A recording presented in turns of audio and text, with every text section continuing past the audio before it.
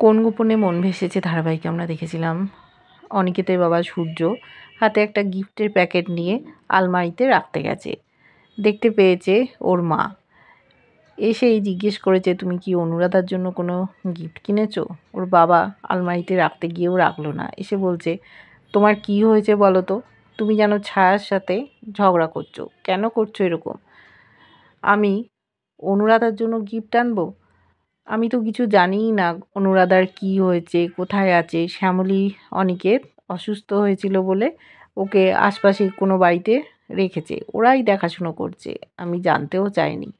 এই দেখো এই শাড়িটা এনেছি তোমার জন্য, তোমার পছন্দের কালার, আমি তো প্রত্যেক শিবরাত্রিতে তোমার জন্য নিয়ে আসি, তুমি কি ভুলে গেলে? তাকিয়ে দেখো, এই বছরটাই বা নষ্ট করব কেন? আর সন্ধেবেলা ফুলের মালাও এনে দেবো। হাতটা বাড়িয়ে দিয়েছে, দিয়ে বলছে তুমি আমার হাত ছুঁয়ে বলো যে সত্যি কথা বলছো। বললো তোমার বিশ্বাস হচ্ছে না? সত্যি সত্যি সত্যি অনুরাধার সাথে আমার কোনো রকম সম্পর্ক আগেও ছিল না, এখনও নেই। বলছে সূর্য তুমি কি শুধু আমার? বলছে হ্যাঁ আমি শুধু তোমারই। দেখো তুমি আমার সন্তানের মা, তাই আমার অন্য কারোর কথা চিন্তা করার কারণই নেই। কেন তুমি অবিশ্বাস করছো? নিজেকে কষ্ট দিও না। আর শোনো, মনে আছে তোমার বিয়ের আগে তোমার সাথে আমি কত কথা শেয়ার করতাম, গল্প করতাম, তুমি কি ভুলে গেলে? এখনও মনে হয় সেই আগের মতো রোমান্টিক হয়ে কিন্তু কাজে কর্মের জন্য হতে পারি না। দেখো সেই যে আমরা কত আনন্দ করতাম, দিয়ে একটা গান করতে আরম্ভ করেছে, সাথে সাথে অপরাজিতা হাত ধরে নাচ করছে, দুজনের মিলে অন্তরঙ্গ মুহূর্তে আছে। শ্যামলীকে দেখেছি সকলে উপবাস করছে বলে শরবত বানিয়েছে, শরবত নিয়ে এসছে মন্দারকে দেবে বলে। ও নির্জলা উপোস করছে না, শরবত খেয়েছে। রোহিণীও উপোস করেছে। প্রিয়া ভাবছে সবাই যখন উপোস করছে একে অপরের জন্য, তার মানে ওদেরও প্রথম বিয়ে হয়েছে, প্রতিমা নিশ্চয়ই ওর জন্য নির্জলা উপোস করবে। দুজনে একসাথে সন্ধেবেলা শিবের মাথায় জল ঢেলে একে অপরকে খাওয়াবে, সোশ্যাল মিডিয়ায় পোস্ট করবে, মনে মনে খুব খুশি হচ্ছে। শ্যামলী আবার বাকি শরবতের গ্লাসগুলো নিয়ে চলে গেল, বলছে ম্যাডামকে একটু দিয়ে আসি। ম্যাডামের ঘরের কাছে গিয়ে দেখে দুজনে মিলে নাচ করছে, অন্তরঙ্গ হয়ে আছে। তখন গলা খাকারি দিয়েছে, দিয়ে বলছে যে বাবা আমি ম্যাডামের জন্য শরবত নিয়ে এসেছি। বলছে ও তুই এসছিস, দে দে আমাকে দে, ম্যাডামকে আমি খাইয়ে দিচ্ছি। বলছে যে আমি তাহলে আসছি। তখন অপরাজিতা বলল দেখলে তো, দেখে ফেললো। বলছে তুমি এখন শরবত খাও তো, তোমাকেও সব নিয়ে ভাবতে হবে না, এখন তো আর কেউ নেই। বলল যে দেখো সন্ধেবেলায় জল ঢেলে আমরা কি ডিনার করতে যেতে পারি। দুজনে হাসাহাসি করছে। তারপর শরবতের গ্লাস নিয়ে শ্যামলী চলে এসেছে নিচে, ও অনন্যাকে দিতে গেছে। অনন্যা বলছে শ্যামলী আমি তো নির্জলা উপোস করেছি, আমি শরবত খাবো না, তুমি বরং এটা খেয়ে নাও। বলছে না আমিও তো নির্জলা উপোস করব। অনন্যার মনে সন্দেহ, অনিকের সাথে সাথে চলে এসছে, এসে বলছে কি ব্যাপার, আপনি উপোস করবেন? কেন করবেন? বলছে কি মুশকিল, কেন করব, আমি প্রত্যেকবার করি তাই করব। অনন্যা মনে করছে নিশ্চয়ই শ্যামলী অনিকেতের জন্যই উপোস করছে। তখন বলল না তুমি খেয়ে নাও। বলছে না আমি খাবো না। বলছে তুমি কেন উপোস করবে? আমি নয় উপোস করছি, অনিকেত আমার স্বামী, সেই জন্য প্রথম বছর আমাদের বিয়ে হয়েছে, দেখো না মা আমাকে শাড়ি দিয়েছে, গয়না দিয়েছে। অনিকেত বলেছিল কি দরকার এইসব ফর্মালিটি করার, দেখানোর। অনিকেত খুব রেগে যাচ্ছে শ্যামলী উপোস করবে বলে। বলছে আপনি কেন উপোস করবেন? আপনার অ্যান্টিবায়োটিকের কোর্স আছে, আপনি কিছু খান। ও কিছুতেই খাবে না। বলছে স্যার আপনি আমাকে নিয়ে এত ভাবছেন কেন? অনন্যাও বলছে তুমি শ্যামলীকে নিয়ে এত চিন্তা করছো কেন? ও নিজেরটা বুঝে নেবে, আর ও কেন উপোস করছে সে কথা জানতে চেয়েছে। বলল দেখো সকলকে আমার কৈফিয়ত দিতে দিতে অবস্থা খারাপ, আমি ছোট থেকেই মহেশ্বরের ভক্ত, মহেশ্বরের পুজো না করে আমি কিছু খাই না, প্রত্যেক বছর শিবরাত্রি করি। অনিকেত তখন বলল আমিও তাহলে কিছু খাবো না। শরবতটা দিতে গেছিলো, ওকে বলল আপনি এত বকবক করছেন, গলা শুকিয়ে গেছে, খেয়ে নিন। ও বলল না আপনিও যেরকম উপোস করবেন আমিও করব। বলল কি মুশকিল, চোখ বড় বড় করে তাকিয়ে আছে। বলছে, এরমভাবে তাকিয়ে আছেন কেন? বলল যে, শ্যামলী, আপনার না খেলে শরীর খারাপ করবে, খেয়ে নিন। বলল, না আপনিও খাবেন না, আমিও খাবো না। অনন্যা মনে মনে ভাবছে, অনন্যাকে না বলেছিল উপোস করতে একবার, কিন্তু শ্যামলী যেই উপোস করবে শুনেছে, সাথে সাথে অনিকেতও বলল উপোস করব। এই নিয়ে ওর মনে একটা কষ্ট হচ্ছে।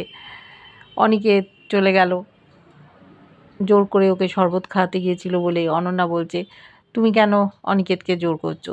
দেখো, আমি অনিকেতের জন্য উপোস করছি, অনিকেত আমার জন্য উপোস করছে, স্বামী স্ত্রীর ব্যাপার, মাঝখানে তুমি ঢুকো না।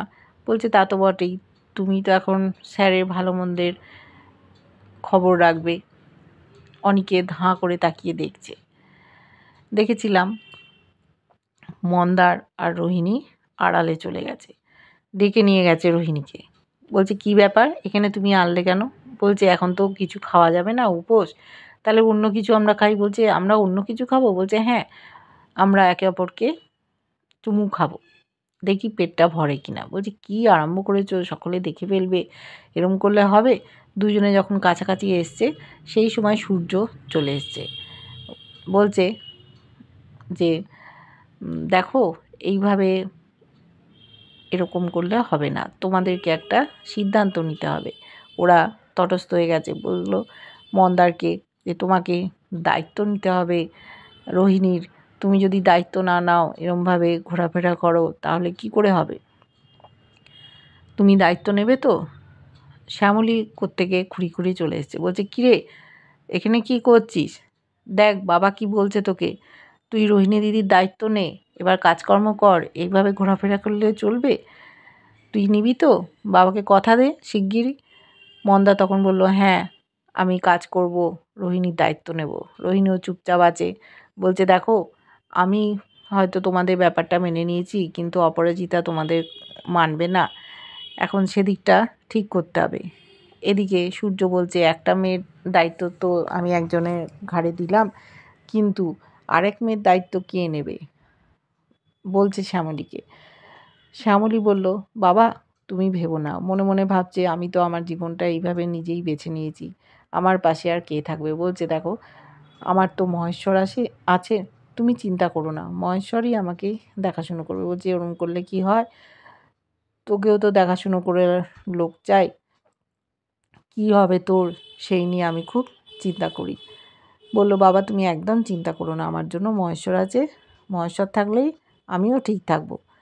তারপর মনে মনে ভাবছে যে বড্ড দেরি হয়ে যাচ্ছে, আমি যাই তাড়াতাড়ি, মন্দিরে লাইন পড়ে যাবে। হাঁটতেও পারছে না, খুঁড়িয়ে খুঁড়িয়ে হাঁটছে। এদিকে দেখেছি তৃষা অরুণাবুকে ফোন করছে, সমস্ত জানিয়ে দেয় বাড়ি সম্বন্ধে। বলে দিয়েছে বাড়ির সব লোক পাশের মন্দিরেই যাবে, অনিকেতকে আগে শেষ করবে, তারপর শ্যামলীকে। অরুণাবর এটাই প্ল্যান, তারপর যদি জেল হাজত খাটবে, সকলে মিলে মন্দিরে যাবে, আজই শেষ করে দেবে, এইসব কথোপকথন চলছে। আর ওদিকে শ্যামলীও আসছে। শ্যামলী কিছু কথা শুনে নিয়েছে। ও ভাবছে, কী ব্যাপার, কাকে শেষ করার কথা বলছে তৃষা বৌদি? ধাক্কা লেগেছে দুজনের, ফোনটা হাত থেকে ছিটকে পড়ে গেছে। বলছে, কি, কাকে আপনি ফোন করেছিলেন? অরুণাবদাকে? কি বলছিলেন, কাকে শেষ করার কথা? তৃষা ভয় পেয়ে গেছে। অরুণাব ফোনে ছিল, ফোনটা মাটিতে পড়ে গেছিল, ফোনটা হাতে তুলে নিয়েছে, দেখছে লেখা আছে মাসিমা। শ্যামলীর গলা পেয়েই অরুণাব ফোনটা কেটে দিয়েছে। বলছে, এই মাসিমা আবার কি? বললো, আরে আমার মাসিমা, মাসিমার সাথেই কথা বলছিলাম নানান ব্যাপারে, তুমি যে কী সব কথা বলো। মাসিমা বলছিল সব শেষ হয়ে যায় না, তুই যতই স্বামী খারাপ হোক এই শিবরাত্রিটা করিস, তাহলে ওর যদি একটু মঙ্গল হয়, যদি সঠিক পথে ফিরে আসতে পারে, এটাই ভালো হবে। কিন্তু শ্যামলী সেটা মনে হচ্ছে না, ভাবছে আমি ঠিকই শুনেছি, এদেরকে কোনো ভরসা করা যায় না, নিশ্চয়ই কোনো প্ল্যান করছে পরিবারকে শেষ করার জন্য। আমি তো সেটা হতে দেবো না, আমি রুখে দাঁড়াবো। বিশ্বাস করলো না, অন্য নাম লিখে রেখেছে মাসিমা বলে। এবার ভয় পেয়ে গেছিল তৃষা। সকলে মিলে রেডি হবে, পাশেই মন্দির, সবাই যাবে, আগে থেকে ছুঁকে রেখেছে অরুণাব কীভাবে এই জোড়াবাড়ির সমস্ত পরিবারের সদস্যদের শেষ করে বাড়িটাকে দখল করবে, সেই আশায় ওরা বসে আছে। দেখব আমরা কি ক্ষতি অরুণাবদের করতে পারে, আদৌ কি করতে পারবে, নাকি শ্যামলী পরিবারটাকে প্রতিবারের মতোই আগলে ধরে রাখবে। কেমন লাগছে ধারাবাহিকটা অবশ্যই জানিও। ভালো লাগলে লাইক কমেন্ট সাবস্ক্রাইব করা, যারা ফেসবুক পেজ থেকে দেখছো ফলো করে সাথে থাকার অনুরোধ রইল।